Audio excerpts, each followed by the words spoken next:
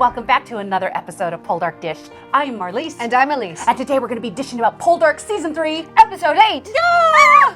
But first, a little recap. Demelza places flowers at Aunt Aggie's pauper's grave. No headstone to honor this great lady. The last of the trend with Poldarks treated so cruelly. Worm-legged. George has been an absentee daddy to little Valentine. Ignoring him since Aunt Aggie let the cat out of the bag. Elizabeth can't figure out why he's so icy. Can't she? My bad.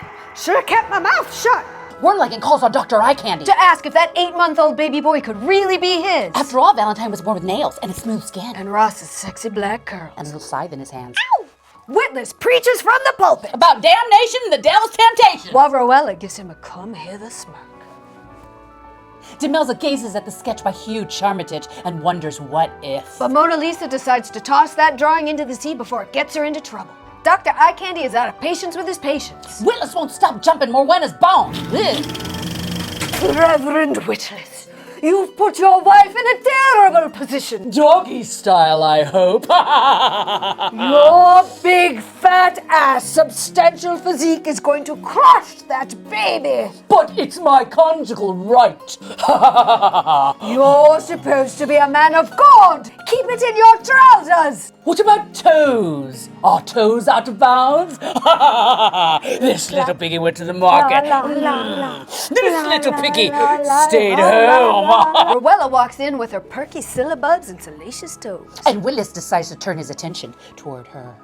More starving miners show up at Ross's door. Can he employ and feed them all? Well, they've heard about his shirtless scything, so got that going for you. Charmitage pays Mona Lisa a visit. Conveniently when Ross isn't at home. But Ross walks in on their floral and hearty tete-a-tete. And sees that Double D's is glowing like a rose bush that's just been watered. That just sounds a little dirty. It was. Ooh. The preaching perv has a peephole! And he's purposely perusing Rowella's privates. Yeah! Nasty boy! Nasty boy. You like peeping? Oh, you nasty boys. Demelza is crushing hard on Charmitage, and she ain't hiding it from Ross. And she tells Ross that Charmitage is losing his eyesight. His eyesight seems fine when he's looking at her. Ooh, snap! Prudy tells Demelza that maybe you should take that pony for a ride. Oh, giddy up, Cornwall Cougar. But we'll take Ross. She doesn't want him. Even if he's cranky. Tholly's dolly Emma swans into Drake Cake Smithy shop. Ooh, Cupid's heathen arrow has struck Sammy the preacher man hard. Take a cold shower, Sammy. Does she look like the marrying kind to you?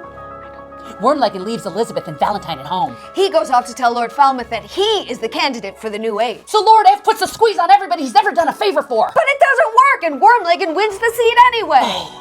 Poor Morwenna is in labor. And Dr. Eye Candy tells Witless that things have taken a dangerous turn. That toe-sucking pig actually prays that she'll die. Dear Lord, I've grown weary of these particular toes. Guide me now to more suitable and tasty digits. Feet, don't fail me now. At the Red Lion, Wormlegged is feeling his oats. He's nose to nose with Ross. How's he doing that? He's standing on a box. Well, Ross is there to take him down a peg. By reminding him that Elizabeth was once a Poldark. Damn you, Ross, and your blood. And your gorgeous good looks. And your perfect bod. Rawr. Sammy C is stalking Emma T. So she asked him to walk her home. And that's enough to get that Bible-toting boy to propose. But she says, I've done half of Cornwall. Roll into hay. And she cavorts and drinks and cusses like a sailor. And she likes her sinning ways. So helleth to the no. Helleth to the no. Elizabeth is making plans for their new London digs. But Wormy has other plans. And now another episode of As the Worm Turns. Elizabeth. George. Elizabeth, London's calling. I know. I've been looking at all the places we can tour. Buckingham Palace. I'm going alone. Oh, I must see the crown jewels. Absence makes the heart grow fonder. Where is that store in Knightsbridge? Harrods. There it is. MP stands for me personally going alone. I have my Oyster card. All by myself. And I've joined historical royal palaces. We can have tea at the Ritz. Tune in next time to As the Worm Turns. Master G arrives home to Trendwind. With Wormlegged gone, they can enjoy cakes by the fire. And jellies and cream, maybe a little opium. Morwenna can't bond with baby Witless, and her sister's concerned. Moena, excuse me for saying this, and I don't mean to be overstepping my bounds here, but it looks to me like you are not bonding with that child. I can't stand looking at him. He looks like his father, fat and bald. But how are you feeling? How do you think I'm feeling? This one sucking on my tit, the other one sucking my toes. Well, didn't the doctor say no sex until you're better? Oh, that quack! He gives me 6 weeks. Shouldn't have gone to a gynecologist. Should have gone to a podiatrist. Well, not for nothing here, but maybe I could offer up my toes. You are a hoe. Who are you calling a You hoe? Are you are a calling me a gold-digging toe-hoe? toe-hoe. I am not a toe-hoe. You are calling You me ain't got footloose the and I am toes to taking fill my offense at shoes, this. all right? You've No, always if your been a feet gold are digger, not enough for wanting that what man, I he could want. come and You suck think on my you could toes, take this that's all I'm bastard sucking saying. on your toes Oh, come on. 24/7? Pervy over here, that sister wife is going to take a bath. So he watches her from his peephole. Wait a minute, where are his hands? Nasty boy. Demel's is picking out her frock for dinner with Charmitage. I mean, Lord Falmouth. But Ross tells her not to bother getting fligged up. He's always saying the wrong thing these days. Ross visits Aunt Aggie's unmarked grave. And he runs into Elizabeth at the church. This is the first time they've been alone since, you know what? What? It's a hate. Oh, that you know what. Elizabeth finally tells Ross that Wormling and suspects Valentine isn't his. They wonder who could have tipped off Wormy. Oh, I don't know. Maybe the person that heard all that bed squeaking that night. Aunt Aggie! Now, why is she shocked? Does she not remember Aunt Aggie's death chair confession? Ross tells her to deny the kid is his. Yeah, deny. That's it. Deny. Yeah. Hey, get knocked up again and then lie about the due date. Yeah, that's the ticket.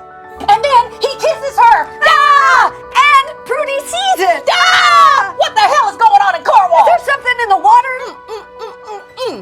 Master G is back in business as the go-between. He tells Drake Cakes even though Moena's a mama. She still thinks of him. Aww. Shit.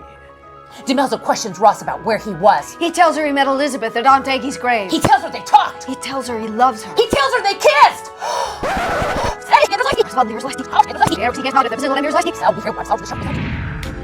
It was Ross's imagination once again, running away with him. It was Ross's imagination, running away with him. But in reality, he says it was business. And he blows her off. At the Falmouth Bash, everybody notices that Mona Lisa and Da Vinci are making eyes at each other. Falmouth axes Ross to be his man in government. While the men talk politics, Double D's and Charmitage talk romance. He's like a fluffy puppy dog in love. he says, I don't seek perfection, I seek flesh and blood. Oh yeah, he's gonna have her flesh. And then there's going to be blood because Ross is going to kick his ass. Later, Ross walks in on Demelza's love song to Charmitage. Awkward. Witless tells Morwenna to take her time recovering. Yeah, he's got his sights set on some new toes. He follows Rowella to her room to talk about the Iliad. But Rowella says, cut to the chase, honey. You're better mine. And suddenly she's a lap dancer. Morwenna receives a note from Drake Cakes. Oddly enough, not delivered by Prudy. Inside is the pendant he made her. More Drake is back on. Yay.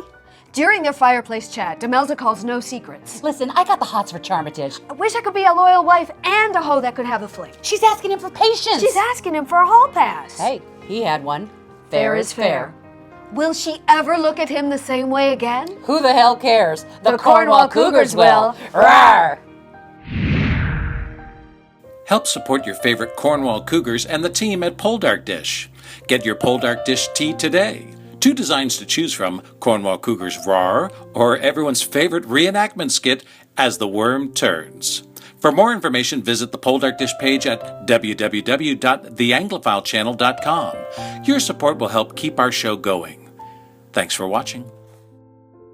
So don't forget to order one of your PoldarkDish Cornwall Cougar t-shirts. Without your support, none of this would be possible. So let's talk about this episode. Oh my God, how many people did you want to smack in this Oh my episode? God, it's right. Demelza, what I don't like is Demelza is behaving in the very way that she criticized Ross for last season. Yeah, but she's feeling a little neglected and everything. And Neglected at the beginning of last episode, they were in bed and looking really happy.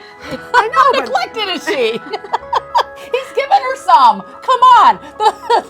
I'm blushing now. Like, yeah. You ain't a neglected woman. Oh my God. Well, you know, but then the thing that was interesting to me is like Caroline is watching all of this go on, and you see her looking at them during the song. Noticing their... And she didn't she say when they came into Lord Falmouth's place, oh yes, he wants her to put a sack over his beautiful wife's head. Yes. Because of this, because everybody sees what's going They're on. flirting in plain sight. I mean, listen, Armitage is not Does subtle. he have no loyalty to the man who saved his life? Doesn't he know to Saved like his back butt, off? And there he is, hitting on his wife. The man has some cojones. Well, someone, being our director, mentioned that this is very Camelot and that it's Lancelot and Arthur and there's respect for him. And yes, yeah, it is very is. Camelot. I love that.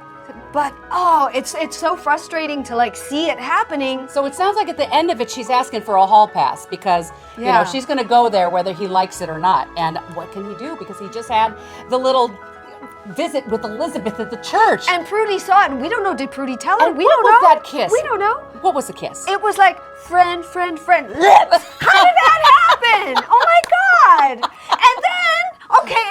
And now I'm getting all crazy. The imagination dream sequence. What the hell was that? Oh no, that was totally. You said it was Bobby Ewing. Yeah, I was like, oh, he's not really dead. He's in the shower. Oh, he didn't really spill his guts. Oh my God, he just said he loves Elizabeth. And what? and then that nice little Mr. Rogers sit on the bed and smile. But you know, she hasn't changed. She's still lovely, but I've changed because of you. You know what? Maybe it's better he kept his damn mouth shut. The Cornwall Cougars are heated over this episode. Can you tell? Oh my God. Oh my goodness. Is Warligan ever going to find out that Valentine might be Ross's? Well, if he doesn't, he's blind. What's the matter with these Helen people? Keller would know that was Ross's child. Come on, look at that kid. Oh my God. And then the peeping perv. Oh my God, we haven't talked about And then Witless the yet. bodice ripping sister. What, is she taking one for the team, or is she just a nasty girl? We haven't talked about Witless and that whole thing with Roella. What's with the names Morwenna, Roella? I can't keep them straight. They're like, they sound like the ugly sisters in Cinderella, but they're not. They're not. Okay, so she's like, I'm reading about his body, and what are they gonna do? They have to bury his body. But is she taking one for the team? Is she trying to take I don't know. him? Is she off doing her this sister's hands? out of pity for Morwenna? Yeah, or is she after She's like, him? my sister can't even sit down anymore. So suddenly she's popping on his lap and tearing her. But she was a real bodice ripper. So clearly, Elyse is very passionate about this episode, but we want to know what you thought. What did you think of this? Oh my God! What did you think? What did you think of the toe-sucking perv now with his, peeping Tom? And what did you think of the scene between Ross and Elizabeth in Look at me, church? I'm calmed down now. Well, after that lively host chat, how about some comments and tweets? Comments and tweets. Comments and tweets. I'm exhausted. Okay, let's go. What do you got? Hannah Barrett, I'm going to miss your portrayal of Aunt Aggie. Well, we're bringing her back a little bit She's going to here. come back in flashbacks. Yeah, love the bowling for crowns. Had to pause the video because I was laughing so hard. Yay, keep it up. From New Zealand. Yay. Oh, yay. Hi, New Zealand. Lori Williams says, great recap, Cougars. Just one question. Where are the Emmy nominations for Poldark? From your mouth to God's ear. Okay, we like that. Okay, Emmy nomination. Yeah. Adrian Miller, watching the recap is equally important to me as watching the episode. Keep them coming. Yay, thank you. Roz, I'm not going to get your name right. Roz, can I just cut it to Roz O'Connell? Yeah. Love Google Chrome because I Google get Chromecast. Google Chromecast as I get to see the great show on a huge screen. We don't even know what that is. You watch us on a big screen? I'm so sorry. Oh, we're sorry. You gotta see my eyelashes are falling off. Corvus Corone, how the fork do you get this together so fast? I mean, the episode has just this minute stopped being aired in the UK. Magic? Some dark shenanigans? We actually get the episode a little bit early thanks to the good graces of the production company. Okay. We have time for one more. Susan Liu, you must be run off your feet between PoldarkDish and Comic-Con. This is why we're so punchy today. Another fantastic recap. You are just getting better every week. Go Cornwall Cougars. Thank you so much. Yes. Well, thank you so much for all your comments. That's why we love you. And because we love you, you deserve some giveaways. So, Paul, what are we giving away? We have the Poldark calendar from 1977. That's right. We have another calendar. It's not the same calendar from last week. I didn't lick this one. That's very good to know. So, yes, the year is half over, but look, it's a calendar autographed by Aidan Turner in two places, right here on the cover, and then on his page, he signed it again. I don't want to get my fingerprints all over it. So there you go, right? So let's draw for the winner. the lucky winner. Let's put this somewhere safe. Okay. All your comments continue to get added to this box, and I am telling you, they are adding. Thank you so much. Look at all the comments. Elyse is going to draw. Okay. Ooh, come on. What? I'm losing some. Okay, we got one. Okay, who won?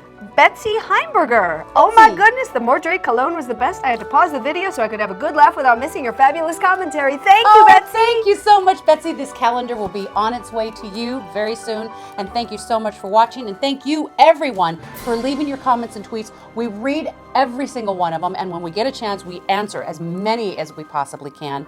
And so we absolutely love all your comments. And you guys have just been so generous to us. Thank you so much. Well, that's all we have time for this week. Thank you once again for joining us. Don't forget to follow us on all our social media accounts, including at PoldarkDish and at Anglophile TV. Please subscribe to us on YouTube and follow us on Facebook. Thank you once again for watching. I'm Marlise. And I'm Elyse. And we're the Poldark Poldark Dish. Rawr!